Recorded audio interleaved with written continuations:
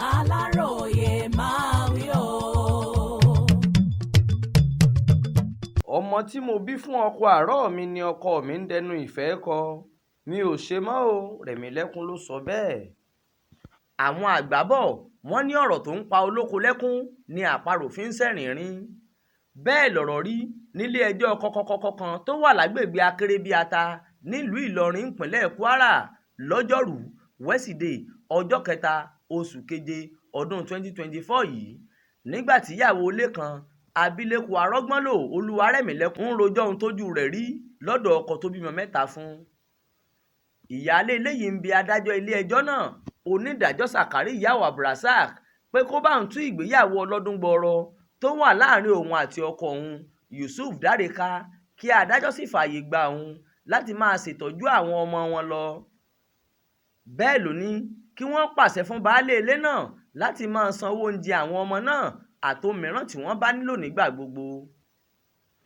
nígbà tó ń ṣàlàyé ìdí tó fi fẹ́ kọ ọkọ rẹ̀ sílẹ̀ ìyáálé ilé yìí sọ pé Yusuf kì í ṣe ojúṣe rẹ̀ mọ́ nínú ilé àti pé òun kò lè fẹ́ mọ́ láéláé nítorí pé ṣe ló pariwo lé òun lórí nínú ọjà tó sì ń pariwo aṣẹ́wó lé òun lórí ara òun sì ti kọ gbogbo ìyà tó ń jẹ lọ́dọ̀ bàbá ọmọ òun yìí báyìí. yàtọ̀ sí pé ọkọ mi pèrò lé mi lórí láàrin ọjà ó tún fẹ́ pa mí. èyí tó sì burú jù nínú ìwà rẹ̀ ni pé àwọn ọmọọṣẹ́ mi ló ń pè ó tún ń dẹnu ìfẹ́ kọ àkọ́bí ọmọ mi tí mo bí fún ọkọ àárọ̀ mi. olúwa mi tí mo bá ní kí n tẹ̀síwájú pẹ̀lú ọkùnrin yìí yóò pa mí mo gbìyànjú agbára mi bóyá yóò yí padà ṣùgbọ́n pàbó ló já sí. nínú ọ̀rọ̀ tí olùjẹ́jọ́ ọ̀gbẹ́ni Yusuf Dáre tí í ṣe ọkọ Arọ́gbọ́nlò ó sọ fún ilé-ẹjọ́ pé irọ́ ni ìyàwó mi ń pa n ò kọnu sí ọmọ rẹ̀ àti pé ìyàwó mi ń ṣàgbèrè ló jẹ́ kí n máa bàjà níbi tí ọ̀rọ̀ náà sì burú dé báyìí ó gbé ọkùnrin mìíràn wá sínú ilé wa. ní ìgúnlẹ̀ ọ̀rọ̀ rẹ̀ ó ní òun pàápàá kò nífẹ̀ẹ́ obìnrin náà mọ́ àti pé ẹgbẹ̀rún 5 lòun lágbára láti máa san gẹ́gẹ́ bí owó oúnjẹ àwọn ọmọ mẹ́tẹ̀ẹ̀ta.